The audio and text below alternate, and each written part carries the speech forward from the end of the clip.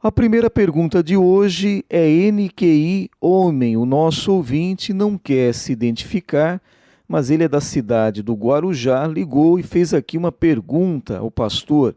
Ele quer saber sobre a origem de Melquisedeque. Nós queremos dizer ao nosso consulente que Melquisedeque é o nome de uma pessoa um tanto misteriosa na Bíblia Sagrada. É um homem que aparece no capítulo 14 de Gênesis pela primeira vez. Depois nós vamos encontrar no livro de Salmos e, por fim, o capítulo 7 do livro de Hebreus, a partir do versículo 1. Em seguida, todo o capítulo é ligado à vida desse homem que era um sacerdote do Deus Altíssimo. Pessoa eminente aos olhos de Deus, servia a Deus num tempo de paganismo e então aqui na Bíblia Sagrada ele é tido como uma figura, uma personalidade que representa o Senhor Jesus Cristo aqui na Terra durante o tempo que ele viveu, considerando certos fatos ligados à sua pessoa. Então, o que nós dizemos é uma pessoa, de certa maneira, misteriosa, por não constar na Bíblia a sua origem. Isto é, não se conhece a sua genealogia. Enquanto nós encontramos que certos homens ilustres na Bíblia têm a sua genealogia, que é nome de pai, de mãe, e de certos avós e sucessores. No caso específico de Melquisedeque, não aparece essa chamada genealogia. Primeira vez que ele aparece foi Abraão, com o nome, como dissemos, de sacerdote do Deus Altíssimo, e a quem o patriarca Abraão espontaneamente deu o dízimo dos despojos de uma vitória que ele havia obtido sobre certos reis que invadiram a sua cidade e levaram inclusive preso seu sobrinho Ló. Não se sabe então ao certo a que grupo religioso pertencia, mas sabe-se que era sacerdote desse grupo. Também que ele era formado de homens verdadeiramente tementes a Deus, isto é, o grupo a que ele pertencia, uma vez que era reconhecido o seu líder como sacerdote do Deus Altíssimo. A Epístola aos Hebreus ressalta a importância desse homem, dizendo ser rei de Salém, que é rei de paz e rei de justiça. Não era normal ter um rei esse atributo, visto que o normal dos reis é ser guerreiro. A sua importância ainda aumenta por estar representando a pessoa de nosso Senhor Jesus Cristo. A Bíblia diz que o Senhor Jesus não seguiu a ordem sacerdotal levítica. Vou repetir, Jesus não pertenceu à ordem sacerdotal levítica. Como lemos sempre no livro de Levítico, é um livro ligado a essa tribo que não tinha território para plantar, para colher, mas vivia da contribuição que as demais tribos traziam. E os sacerdotes então dessa tribo, eram pessoas que com o tempo morriam e havia um substituto, uma substituição frequente, por causa da mortalidade dos próprios sacerdotes. O que não acontece com o sacerdócio de Jesus Cristo, onde se lê no livro de Hebreus, capítulo 7, versículo 24. Tu és sacerdote eternamente na ordem de Melquisedeque. Então, o sacerdócio de Cristo, representado figurativamente na pessoa de Melquisedeque, é um sacerdote permanente. Não era substituído, porque, como diz Hebreus 13:8, Jesus Cristo é o mesmo ontem, hoje e eternamente. Aí está uma posição que mostra que o cristão hoje, ele não vive sob a lei de Moisés, com sacerdotes substituíveis temporariamente, devido à sua fragilidade de ser humano, e passar pela morte. Nós estamos hoje sob o sacerdócio de Jesus Cristo, representado na pessoa de Melquisedeque. Aí está então uma informação a respeito desse homem. E nós gostaríamos de conhecer um pouco mais sobre ele, mas a Bíblia é bem lacônica nesse particular. Então, essa informação que ele era sem pai, sem mãe, sem genealogia, não tendo princípio de dias nem fim, mas sendo feito sacerdote semelhante ao Filho de Deus, não quer dizer que ele era uma figura como Jesus, que, sendo Deus, se tornou homem, nascido através de Maria. Ele não tinha simplesmente ninguém genealogicamente que pudesse ser identificado com ele. Daí o mistério que envolve essa vida. A próxima pergunta é NQI Mulher. A nossa ouvinte não quer se identificar, mas pergunta ao pastor: a flor vermelha no Espiritismo, o que ela representa, pastor? Ela diz aqui que a sua sogra é espírita e ela observou que em seu quarto tem uma flor vermelha. Em primeiro lugar, em se tratando de uma flor vermelha no Espiritismo, temos que reconhecer que essa crença ou essa admiração pela revista, pela cor vermelha, que às vezes também é levada para casa e exposta na sala de visitas, não passa de uma superstição. E daí a preocupação dessa pessoa que não dá o nome, que ela observa a sogra dela, que é espírita, e ela observou que tem no quarto dela essa flor nessa cor vermelha. Agora, a rosa vermelha, por exemplo, significa o ápice da paixão, o sangue e a carne. Para os romanos, as rosas eram uma criação da Flora, deusa da primavera e das flores. Quando uma das ninfas da deusa morreu, a Flora se transformou em flor e pediu ajuda aos outros deuses. Então aqui são apenas conceitos fantásticos do passado, não passa de apenas uma mitologia, mas é o que nós temos para oferecer como resposta à pergunta. Agora, nós sabemos então que a superstição pode imperar até nas igrejas evangélicas, porque temos visto pessoas que levam rosas para suas casas num dia determinado, e aquela rosa ali naquela casa vai representar prosperidade material. Ora, um cristão baseado na Bíblia, ele não é supersticioso. O que nós lemos na Bíblia, no livro de Marcos, segundo evangelho, a ordem de Jesus: tende fé em Deus.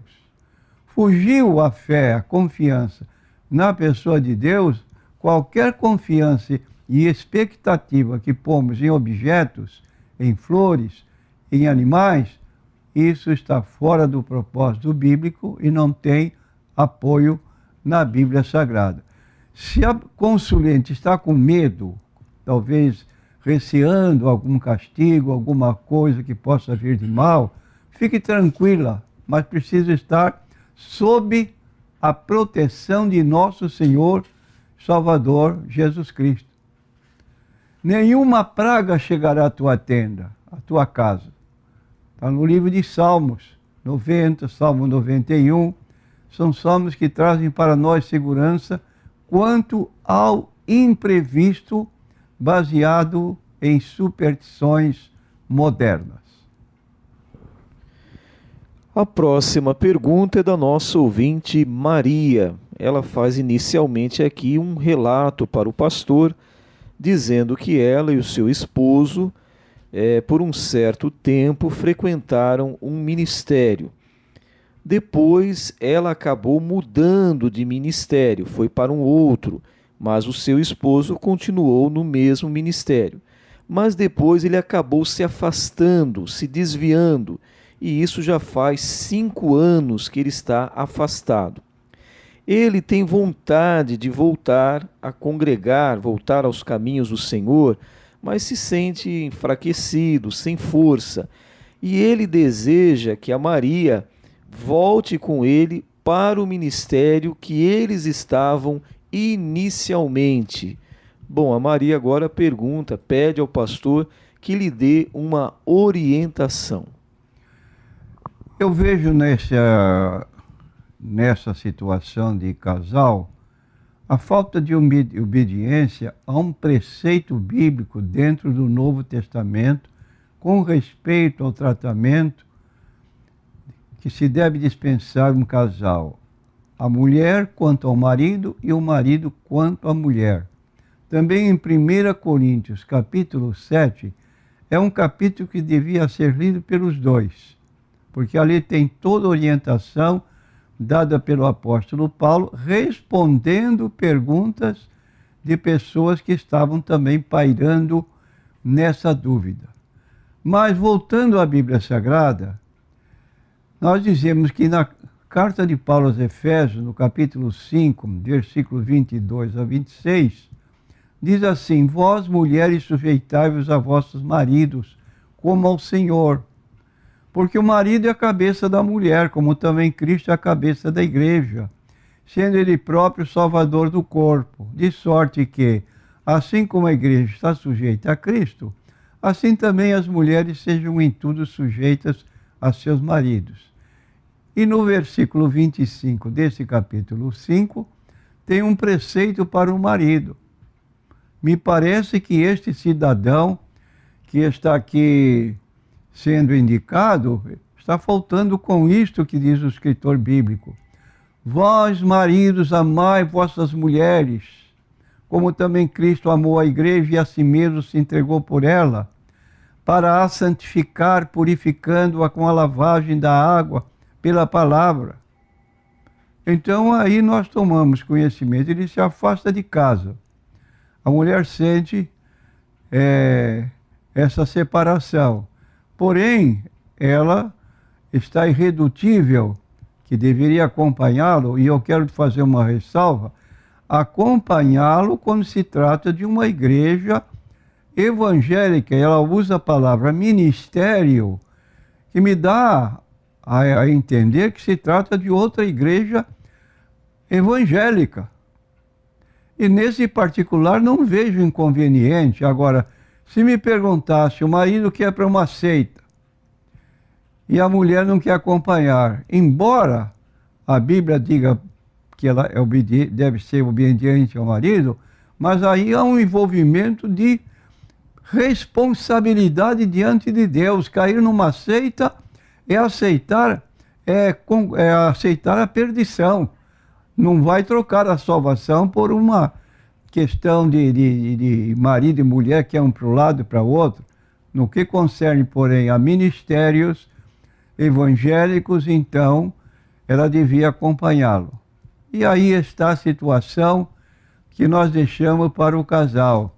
E eu aconselharia, então, a nossa irmã, se este lugar para onde ele está querendo ir é evangélico, então acompanhe. Também ele poderia abdicar dessa sua condição de anda para um lado, anda para outro, religiosamente falando, de ficar com a sua esposa, para agradá-la, demonstrando o amor que tem por ela, para viverem juntos até quando saem de casa. Onde se viu uma mulher sair para um lugar, o marido sair para outro? Se ambos são crentes em Jesus Cristo, fica aqui a nossa posição nesse sentido. A próxima pergunta é do ouvinte Rodrigues. O Rodrigues pergunta ao pastor por que os mormons se batizam em nome dos mortos. Porque seguem outro livro para a sua orientação religiosa, que é o livro dos Mormons. Uma das primeiras obrigações dos Mormons é fazer a genealogia dos parentes falecidos para realizar a cerimônia do batismo pelos mortos. Quero dizer que nós, quando nos convertemos a Cristo, nossa grande preocupação é ganhar nossa família para Jesus. Os mormons, quando recebem um novo adepto, eles vão conversar com essa pessoa que está recebendo para mostrar a genealogia dele a se perder de tempo. Avó, bisavó, trisavó e por aí adiante. Enquanto tiver pessoas com nomes que possam fazer o novo batismo em favor deles, e a pessoa que é da família se torna o responsável, por exemplo, a expressão que ele usa no batismo é: eu me batizo em nome de fulano de tal, em favor de fulano de tal.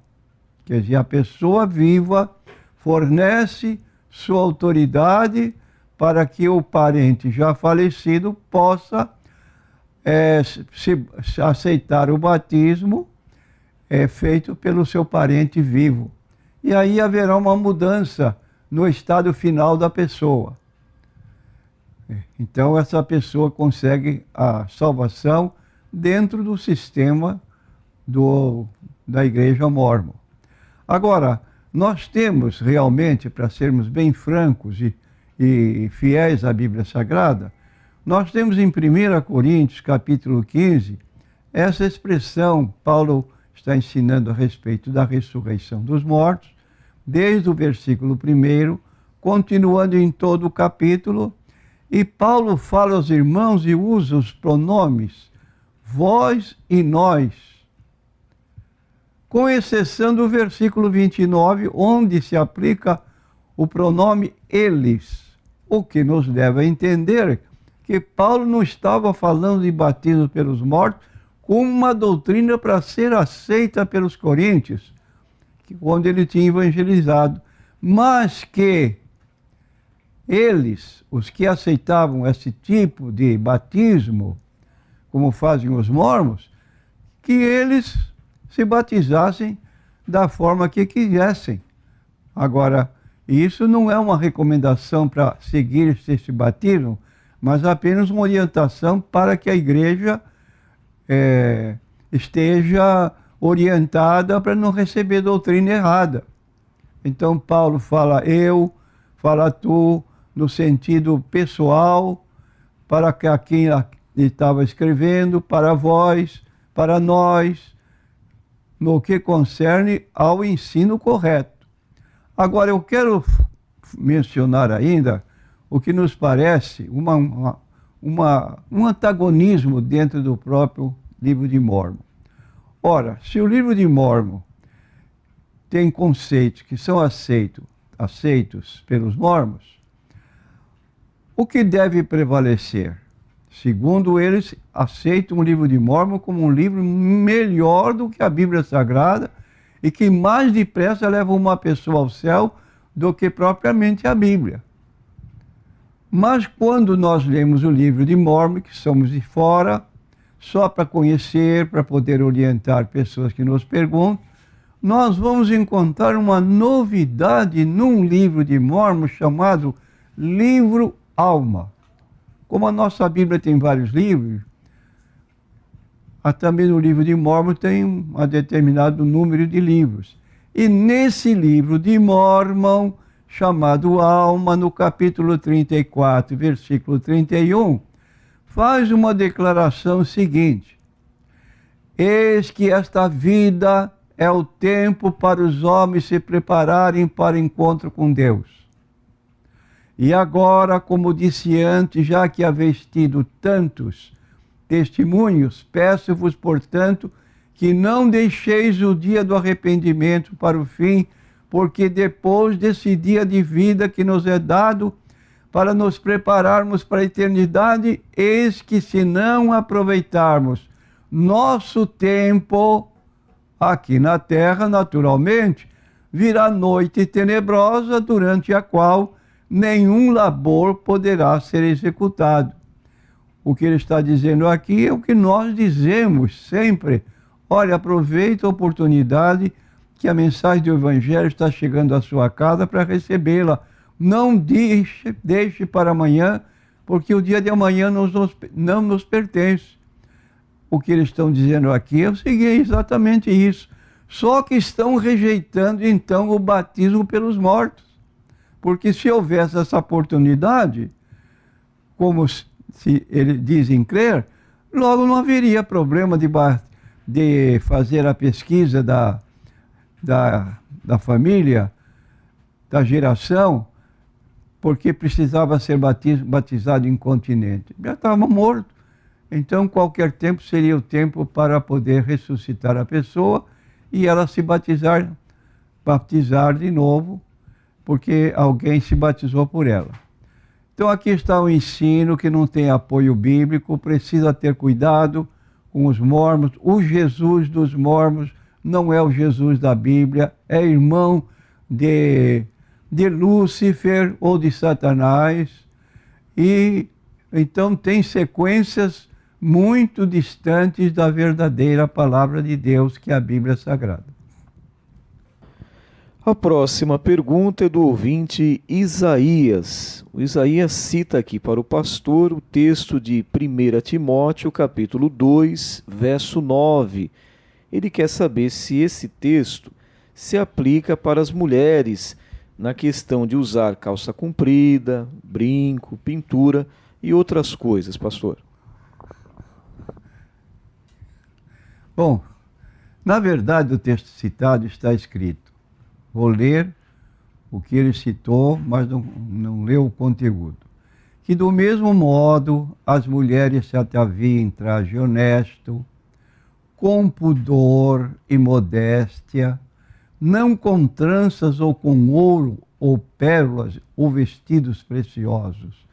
Logo, o que recomenda Paulo é com a forma de viver dos seus dias, onde se usavam tranças cheias de enfeites ligados de brilho, de ouro, como correntes, essas coisas. Então aquela mulher realçava pelo brilho que trazia na sua cabeça, no seu cabelo, e também o traje que ela vestia, vestidos preciosos, com ouro, com pérolas. Só que nos dias atuais, ouro e pérola teria que mesmo abandonar, porque os bandidos estão aí pegando tudo mesmo na rua. Então, logo o que Paulo recomenda é com a forma de viver dos seus dias, não com tranças ou com ouro. Ora, hoje, ou algum tempo atrás, nós sempre aprendemos que a mulher devia ter tranças, cabelo bem comprido. Mas aqui está dizendo não com tranças ou com ouro. É uma forma de trajar-se dos tempos antigos que não prevalece para nós hoje em dia. Pérolas ou vestidos preciosos. Então isto reflete a mulher de marido rico, que lhe dava condições de sair publicamente ostentando riquezas na forma de se enfeitar. E não é a questão nossa propriamente. Agora, ele liga esse texto com a forma de vestir atualmente, calça comprida. É uma forma de vestimento hoje moderna. Também no tempo passado, quando o próprio texto lá no Antigo Testamento fala de usar calças, nem homem nem mulher nos tempos passados usavam calça comprida. Usavam sim uma túnica, ambos, o termo chegava praticamente no tornozelo ou um pouquinho mais acima. E a distinção entre o uso de mulher dessa túnica era que a túnica da mulher era enfeitada com flores, com coisas diferentes, e o homem usava uma túnica sem nenhum enfeite e ainda um cinto no lombo para caracterizar a sua masculinidade.